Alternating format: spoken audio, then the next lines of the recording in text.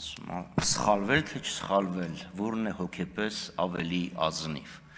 Միշտ էլ կարելի է ցանկացած փոփոխություն ասել դե այն ժամանակ սխալվել են, կամ անսխալական է, կամ մեղք չի գործել, թող առաջինը վրաս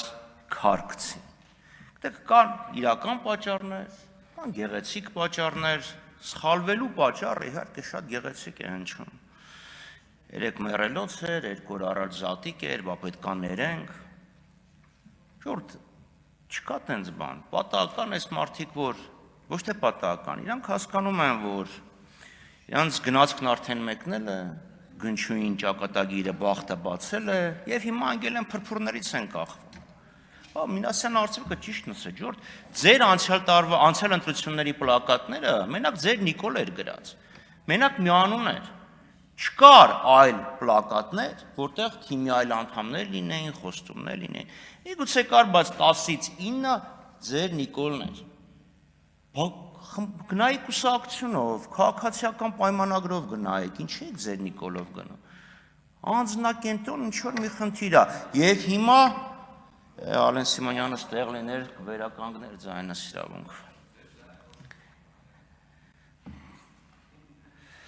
Ձելայնակիցներ, սա իրական գնահատման հետևանք հայրանց արածը, հասկանում են, որ վերջ բրծել է եւ փորձում են տարբեր ձևերով, տարբեր խոչընդոտներ անել։ 22 թվականից կարդում էի այդ օրենսգիրքը, ես կոչ եմ անում, ես երկրորդում եմ Տիկին Վարդանյանին, շարունակեք կարդալ, մի հատ հասկացեք, տեսեք, էլ ինչ սխալներ կան։ ՏԴԹ, ԾՁՑ, ՃՋՉ, երաստիճան բաղաձայնների կարգը պահպանված է, խախտված է, որ հանկարծ ընտրություններից 3 օր առաջ չասեք, էլի մի սխալ բան էլ ստեղ կա,